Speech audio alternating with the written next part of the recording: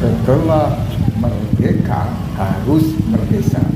Setelah reformasi harus revolusi merdesa. Lawan Redik Sontoloyo.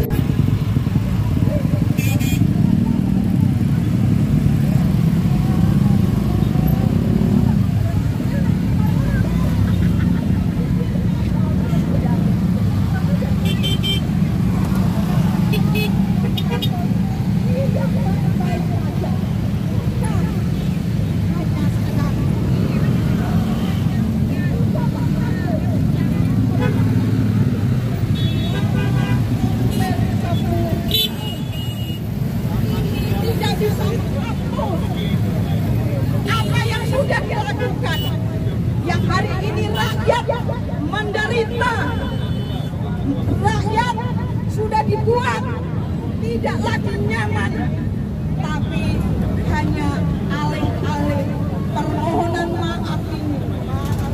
Pasti itu tidak bisa mengobati sakit hatinya rakyat.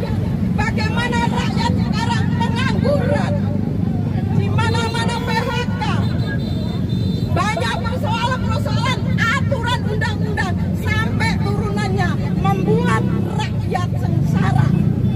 Apalagi undang-undang Omnibus Law dan turunannya yang hari ini para pembantunya, yaitu Kementerian Perdagangan, kementerian yang lain, justru menghancurkan nasib rakyat, di mana sebagai pemimpin negara bisa mengayomi, bisa juga membuat lapangan kerja seperti yang sudah dijanjikan 10 juta lapangan kerja, tapi itu hanya untuk keluarganya.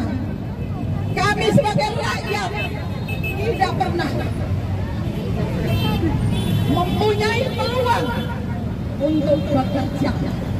Di mana-mana industri tekstil, garmen, mereka tutup karena itu adalah perilaku, itu adalah pembuatan aturan Joko Widodo dengan para pembantunya yang membuat hari ini rakyat dibuatnya gaduh. Tapi kegaduhan ini justru diciptakan oleh mereka sendiri, tapi alih-alihnya nanti rakyat yang akan dipersalahkan. Apakah ini sebagai pemimpin negara? Harusnya pemimpin negara ini dengan pasal 28 Undang-Undang Dasar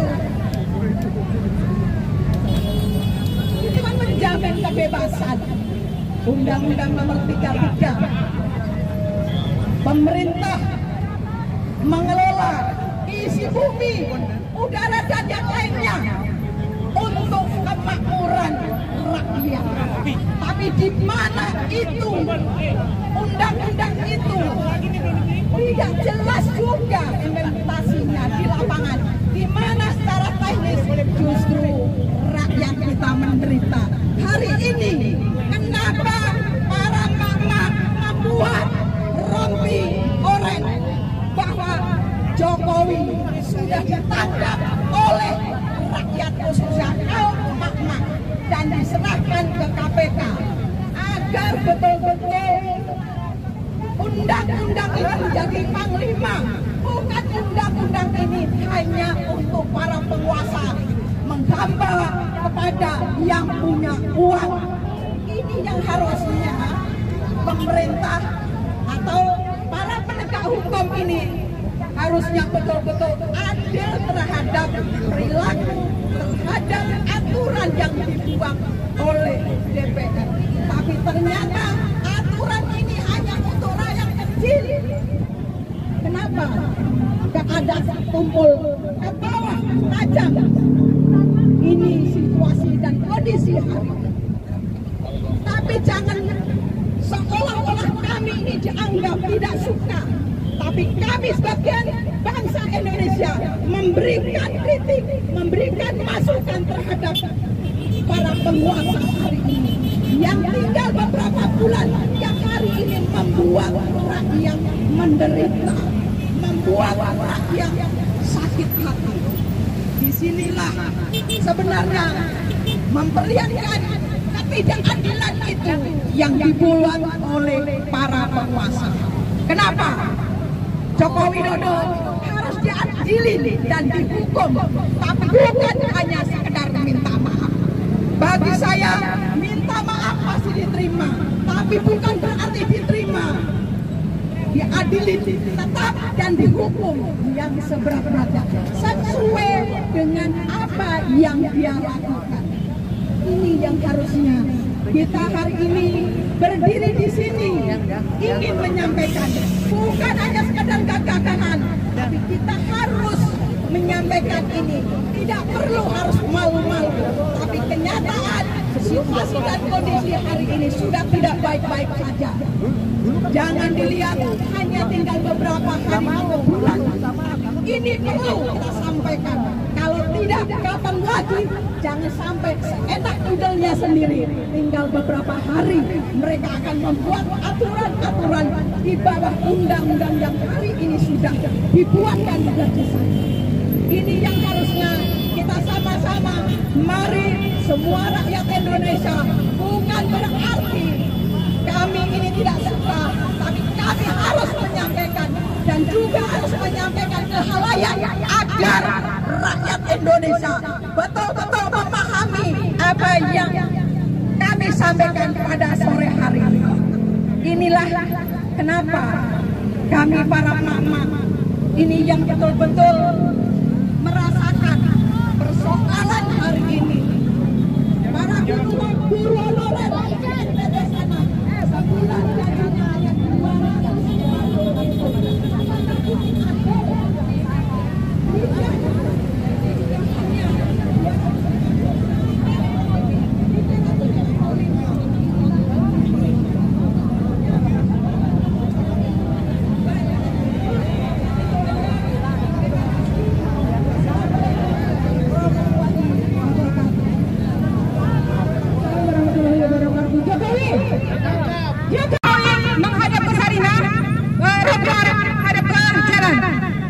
Anda cukup diam kali ini, biar rakyat yang bicara. Anda cukup diam. Jokowi ditangkap rakyat. Selanjutnya, Bunda Kurnia.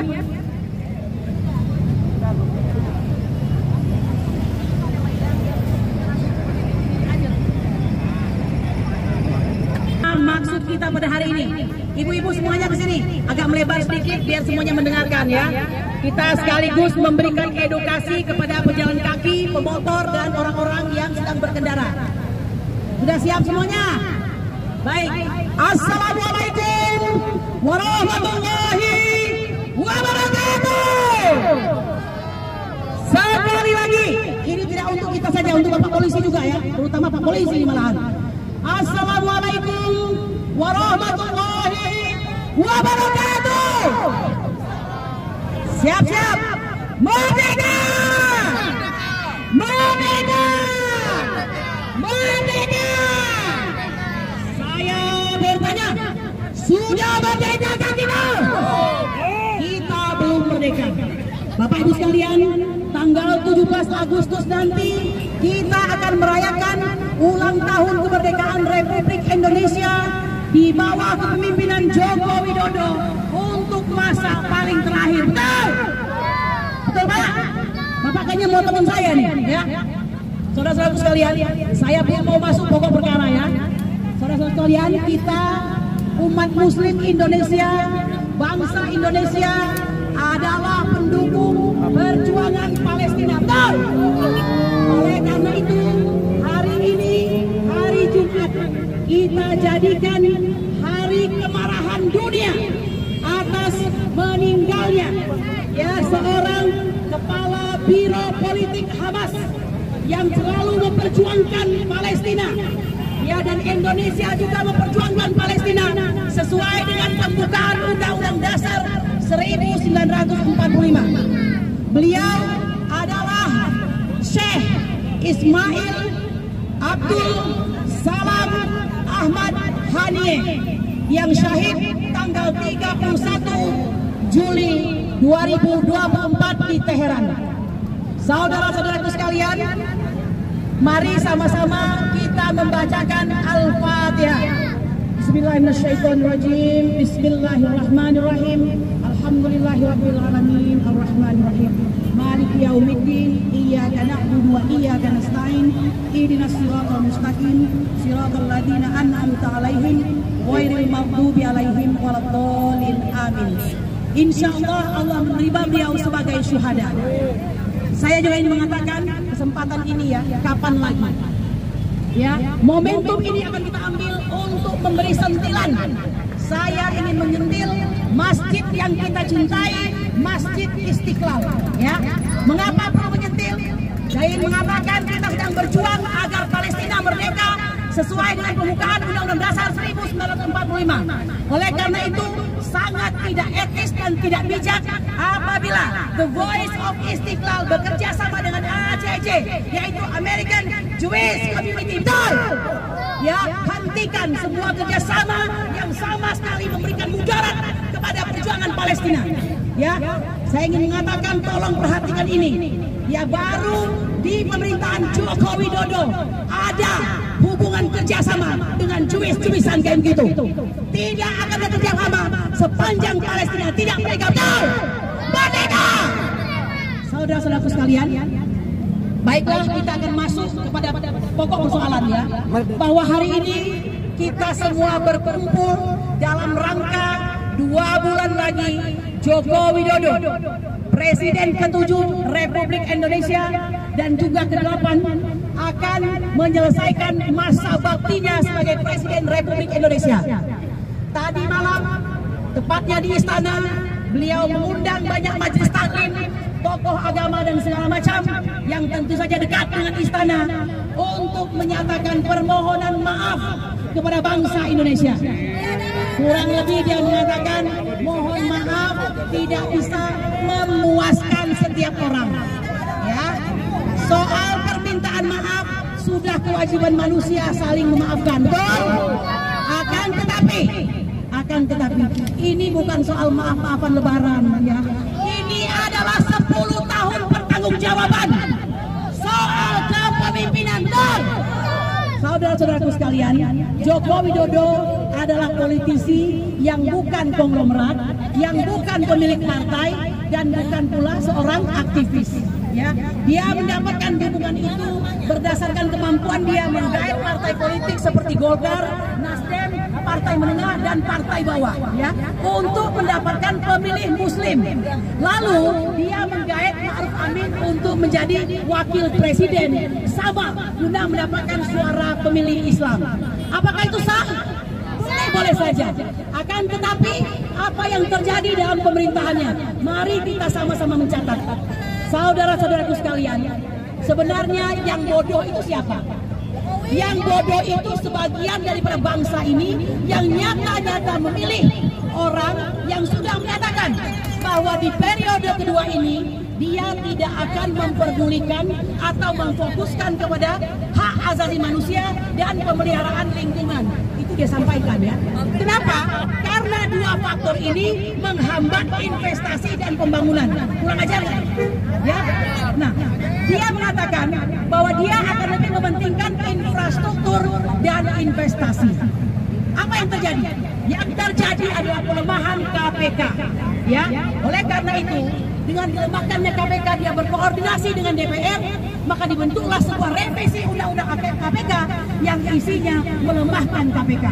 KPK tidak lagi menjadi sebuah lembaga independen yang super body, melainkan sebuah lembaga yang menjadi rukun bagian dari eksekutif dengan presiden sebagai pengendali dan penentunya. Hebat tidak? Walhasil apa yang terjadi? KPK menjadi alat pukul bagi lawan-lawan politik. Itu fakta atau cerita? Fakta. Fakta. Ya, sudah terbukti siapa saja ketum partai yang hari ini berada di posisi dia. Ya, semua memihak kepadanya. Mengapa? Karena kalau kata Bang Rocky Gerung itu, di dalam saku Jokowi ada 2. Satu sprindik, satu lagi kartu-kartu janji. Sprindik kita sudah tahu. Lu awas lu ya. Paham kan maksudnya? Ini alat pukul pukul, dan itu berbahaya. Ya, untuk pertama kalinya Indonesia tidak lagi menjadi negara demokratis, walaupun diklaim pemimpin-pemimpinnya dipilih dengan cara demokratis. Betul, saudara-saudaraku sekalian, tidak hanya KPK, ya, akan tetapi jaksa dan polisi ikut-ikutan dimasukkan ke dalam perjuangan mereka tersebut. Semua menjadi alat pukul, ya, betul. Nah, apalagi ada 75 undang-undang, peraturan-peraturan disinkronkan, dihilangkan, yang maknanya kegunaannya jika itu merugikan investor. Dibentuklah Omnibus Law, dan ini sangat merugikan pihak rakyat yang terdampak dan buruh serta lingkungan, tetapi sangat menguntungkan investor-investor asing. Jokowi memberikan karpet merah dan kemanjaan kepada semua oligarki. Betul, saudara-saudaraku sekalian, apa yang terjadi? Yang terjadi, negara kita bukan negara demokrasi, melainkan pembalikan demokrasi. Apa cirinya? 4 ciri negara yang terbalik demokrasinya. Pertama, sistem hukum yang tidak imparsial, yang sangat memihak. Yang kedua, kekuasaan eksekutif yang sangat berlebihan. Yang ketiga, birokrasi yang tidak netral. Dan keempat, yang paling penting berkenaan dengan para YouTuber ini, kalianlah pahlawan kami karena media massa tidak lagi independen. Mau bukti? Mau bukti? Apakah di sini ada TV One? Apakah di sini ada RCTI? Adakah di sini TV 7? Adakah SCTV? Metro TV? Tidak ada. Mereka tidak akan pernah mau meliput kalian. Mengapa? Karena mereka sudah terkooptasi oleh pemerintahan Joko Widodo. Jadi YouTuber-YouTuber sekalian, kalian akan dicatat dalam sejarah sebagai pejuang hari ini bangsa Indonesia. Saudara-saudaraku sekalian, ingat baik-baik, jika dahulu ada pahlawan kemerdekaan, hari ini ada pahlawan mempertahankan kemerdekaan. Kau YouTuber, hidup YouTuber. Baik, sekarang apa lagi? Saya ingin mengatakan, saudara-saudaraku sekalian, ibu-ibu, mama, ayo jangan sibuk sendiri. Ini adalah Jokowi. Dia memakai jaket oranye, pertanda bahwa orang ini adalah orang yang didakwa, ya, orang yang ditersangkakan melakukan suatu tindakan kejahatan. Oke?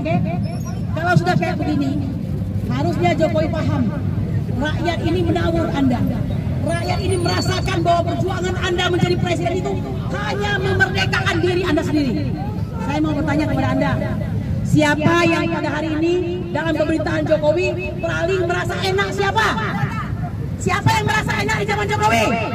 Jokowi sendiri, keluarganya, kroninya, oligarki, dan rakyat semuanya menderita. Saudara-saudaraku sekalian, perlu Anda ketahui, biaya pendidikan yang 20% itu pada hari ini pemerintah menurut Hakim Sazli Isra, dengerin ya, menurut Hakim Mahkamah Konstitusi Sazli Isra, bahwa negara tampaknya sudah coba-coba untuk meninggalkan kewajiban terhadap pendidikan. Betul, biaya UKT sampai 50 juta per semester. Kurang ajar, kurang ajar.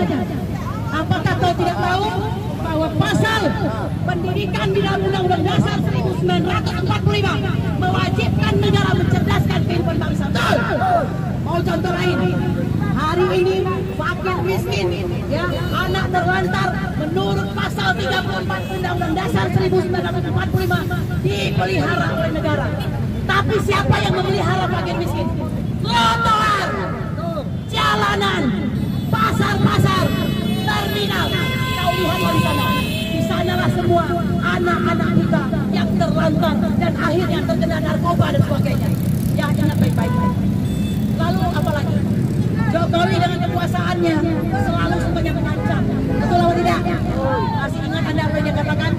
Dalam Pilpres kemarin dia mengancam para pemimpin daerah. Kiri, kanan, depan, belakang, atas, bawah. Saya tahu semua. Saya punya BIN, katanya gitu. Itu adalah statement paling bodoh di dunia, ya. Paham Anda? Ya. Herannya dengerin ini. Dia mempunyai data tentang BIN, kiri, kanan, atas, depan, belakang, ya, sehingga kepala daerah pada ketakutan. Tapi begitu Ketua BPN 2I, siapa Benny Ramdhani mengatakan bahwa yang merupakan otak daripada judi online bernama Mr. T, dia lalu kaget. Kok gampang banget kaget ya? Kenapa yang itu kaget? Kenapa yang itu kaget? Berarti ini yang dimaksud dengan selected outrage, kemarahan yang pilih-pilih, ya, betul. Baik, saudara sekalian, akan banyak yang ngomong. Saya mau mengakhiri ya orasi saya dengan satu saja. Saudara-saudara sekalian, mama dengerin. Suatu ketika pada tahun 1966, yang tercinta presiden kita yang paling cerdas, paling tampan, baik, walaupun ada kekurangan, pasti banyak kekurangannya, Insinyur Soekarno, ayah dari Megawati, diwawancara oleh seorang wartawan dari Prancis. Tahun berapa tadi? Ini nyemak apa enggak nih? 1966. Apa kata daripada wartawan Prancis tadi? Lagi di bawah, ya, ini bahasa Prancis artinya. Lagi di bawah. Artinya apa? Pak Soekarno, bagaimana negara Indonesia di masa depan? Bung Karno sambil menerawang mengatakan demikian. Lagi demi negara saya yang akan datang dengan sangat optimis. Dia mengatakan, negaraku kaya, negaraku hebat, rakyatnya bersatu, rakyatnya adalah rakyat yang luar biasa, rakyatnya pekerja keras, negaranya diapit oleh dua lautan dengan kekayaan alam. Ya, maka pasti negaraku akan brilian, lebih semua brilian. Seandainya beliau hari ini masih hidup, apakah Soekarno akan berkata yang sama melihat seorang Joko Widodo yang begitu royal memberikan penghormatan kepada keluarganya berupa tokoh nasional kepada anaknya, menantunya, istrinya dan sebagainya. Lalu telah berhasil meloloskan putranya untuk menjadi wakil presiden ke-14 Republik Indonesia. Saudara-saudaraku sekalian, kalian yang memegang keputusan, kalian yang mengetahui, kalianlah yang memutuskan. Hari ini ada Mbak Ida, Mbak Menu, Mbak Esa, Mbak Ita, Mbak Desi, semuanya Mama. Kalian adalah pahlawan bagi Indonesia. Jangan berhenti sampai 2 bulan lagi Jokowi menyelesaikan, dan jangan biarkan dia melenggang bebas. Harus diadili itu. Demikian saja. Subhanallah, wassalamualaikum walhamdulillahirabbil alamin. Badaka. Satu pertanyaan yang belum dijawab. Jokowi peliharaan setan. Jokowi peliharaan setan. Selanjutnya ada menuk sama Barata.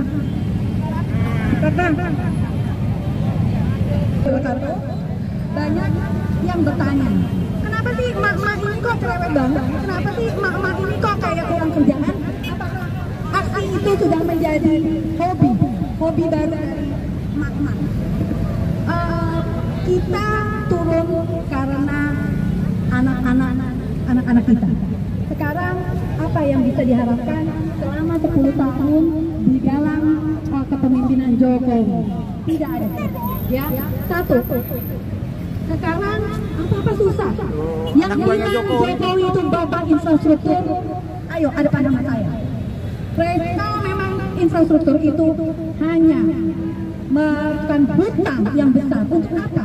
Sekarang saya tanya, apakah bapak-bapak yang naik motor itu dia ikut menikmati infrastruktur yang dibangun oleh Pak Jokowi? Tidak, tapi mereka ikut membayar hutang dengan pajak yang tinggi. Kemudian kereta cepat Wus, ya, coba dibangun berapa banyak banget pokoknya ya. Nah, kemudian kita lihat dalam satu harinya berapa penumpang yang naik? Sedikit. Sekarang saya tanya, bapak-bapak polisi, apakah bapak mau naik bus? Nggak mau juga. Sekarang pertanyaannya adalah Pak Jokowi itu membangun untuk siapa? Kan begitu? Ya, dan satu lagi, ini adalah demokrasi, bukan monarki. Tapi apa yang terjadi? Sekarang budidaya orang dalam. Hampir semua rata-rata memerlukan orang dalam. Kenapa? Karena pemimpin kita mencontohkan hal itu. Jadi apa sih yang tidak dirusak oleh seorang Jokowi? Tempo aja sampai mengangkat nawa dosa Jokowi. Padahal kita sudah jauh lebih dahulu ya daripada Tempo. Gimana? Pasal berapa yang dilanggar oleh Jokowi? 31, 33, 34, 27, 28, seluruh Undang-Undang Dasar 1945 dilanggar oleh Jokowi. Dan kita fokus pada 31. Ketika anak-anak kita dihancurkan, ketika anak-anak kita masa depannya dikat, dan ketika anak-anak kita dibodohkan. Isu terbaru pada tanggal 29 kemarin, Bapak Jokowi mengucapkan permintaan maaf kepada seluruh rakyat Indonesia atas segala kesalahan yang dibuat selama dia memimpin Indonesia. Saya sebagai warga negara Indonesia, saya menolak permintaan maaf Jokowi. Tapi apa yang terjadi? Tanggal 31 Juli 2024, Luhut Binsar Panjaitan mengeluarkan statement akan mengimpor hakim dari UAE sampai Singapura. Ini goblok lagi aja. Ya. Apa-apa diimpor. Hakim diimpor, petani diimpor, dokter diimpor, pengajar diimpor. Lalu yang buat yang untuk pribumi mana? Hati-hati Pak Polisi, nanti PSK diimpor. 29 Juli dia sudah minta maaf. 31 lewat menterinya dia mengeluarkan statement akan mengimpor hakim. Apa tidak menyakiti hati rakyat lagi? Apakah ini tidak menyakiti hati rakyat lagi? Tidak diimpor pun dunia hukum kita sudah berantakan menindas rakyat, apalagi diimpor. Akan seperti apa nasib rakyat? Oh? betul sekali. Kalau misalnya, jadi sebetulnya kita itu tidak perlu pemimpin yang pintar, ya, tapi hanya cukup pemimpin yang nasionalis dan amanah. Karena Indonesia itu sebetulnya sumber daya alam kita tuh besar banget. Kalau memang digunakan secara amanah, pasti pendidikan akan gratis. Ada yang terbaru, putri kesayangannya, Kang Yang, adalah bagian dari grup nikel, tambang nikel yang menguasai Medan sana. Oke? Artinya politik dinasti dari Sabang sampai Merauke dikebagakan oleh Joko Widodo. Jadi jangan salahkan Mama. Jika Jokowi, kami harus hukum. Jokowi harus dihukum. Adalah karena ya seperti itu.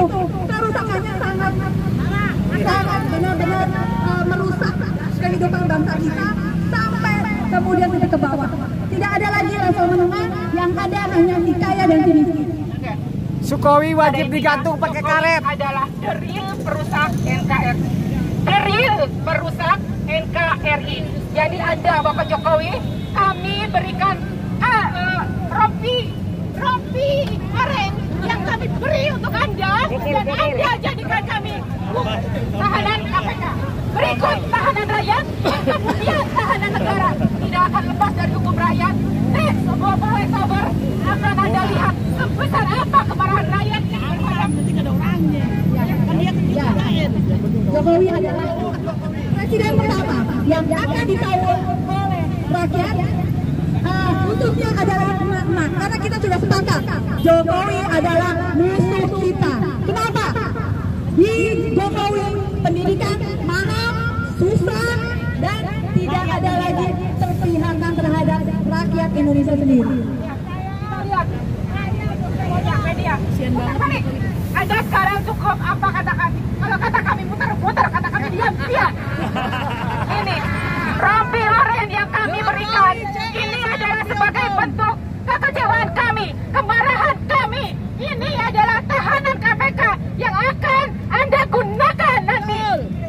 Ini adalah hanya contoh. Contoh. Tapi next tidak ada contoh kedua. Balik kanan. Balik kanan. Ya telanjangin Jokowi, telanjangin Jokowi. Berani nggak? Musuh. Jangan pornografi itu namanya. Musuh, mak-mak. Jokowi kami. Anda yang menghancurkan Jokowi gantung di pohon toge. Anda yang menghancurkan konstitusi negara Indonesia. Jangan lupa 190 tahun. 190 tahun Anda gadaikan negeri ini kemerdekaannya. Anda sudah menjual negeri ini ke Gantung Jokowi di pohon toge. Akan mengapa hukuman untuk Anda? Miskinkan Anda. Hak Anda sebagai warga negara dicabut, hak politik Anda dihilangkan, dan miskin untuk 7 turunan. Ya, bulan Oktober adalah mulai Indonesia bersih-bersih dari nepotisme. Mulai dari istana dan semua badan pemerintahan harus bersih dari nepotisme. Kita kembalikan lagi menjadi Indonesia demokrasi. Indonesia demokrasi Pancasila, di mana seluruh tatanan demokrasi akan berdasarkan kepada Pancasila. Anda hafal Pancasila, Pak? Anda hafal, Pak? Anda tidak akan hafal. 1, ketuhanan yang baik. Anda hafal apa artinya? Tidak. 2, kemanusiaan yang adil dan beradab. Anda tidak hafal karena Anda tidak kemanusiaan. 3, persatuan Indonesia. Apa Anda hafal? Tidak. Apa persatuan? Tidak, karena Anda telah memecah belah. Kerakyatan yang dipimpin oleh Hitler yang setengah dalam permusyawaratan rakyat. Apakah Anda mencontohkan itu? Tidak. Anda sudah mengobrak-abrik nilai-nilai demokrasi, keadilan sosial bagi seluruh rakyat Indonesia. Anda hancurkan hancur-hancurnya. Jadi jelas Bapak Joko Widodo tidak hafal Pancasila. Dan satu lagi kejadian. Republik kita adalah RI, Republik Indonesia, bukan Republik Influencer. Ya, ingat, Republik Indonesia bukan Republik Influencer. Apa kepentingan Pak Jokowi membawa influencer untuk ke IKN?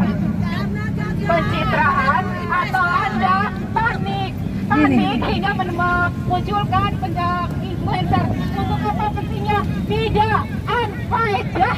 Untuk apa influencer? Anda berikan biaya yang mahal, keluarkan APBN, menggunakan jet kenegaraan, angkut semua ke IKN untuk apa? Padahal di sini banyak banget rakyat yang susah. Ya.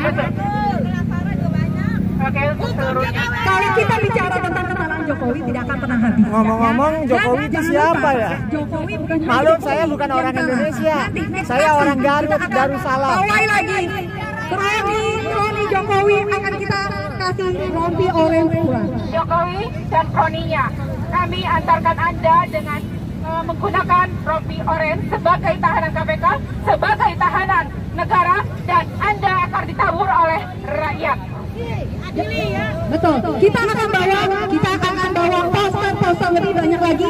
Jadi kepada yang hadir di sini, kita ajak semua teman-teman.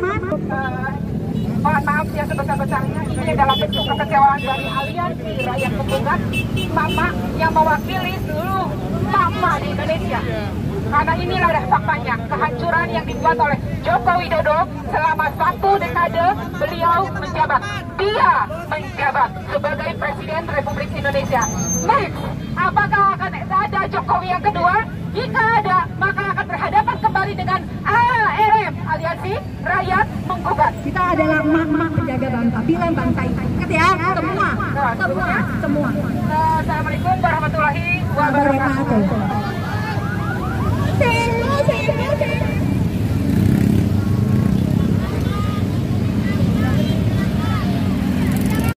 Berdasarkan amandemen Undang-Undang Dasar tahun 2002 secara legal formal Indonesia bubar.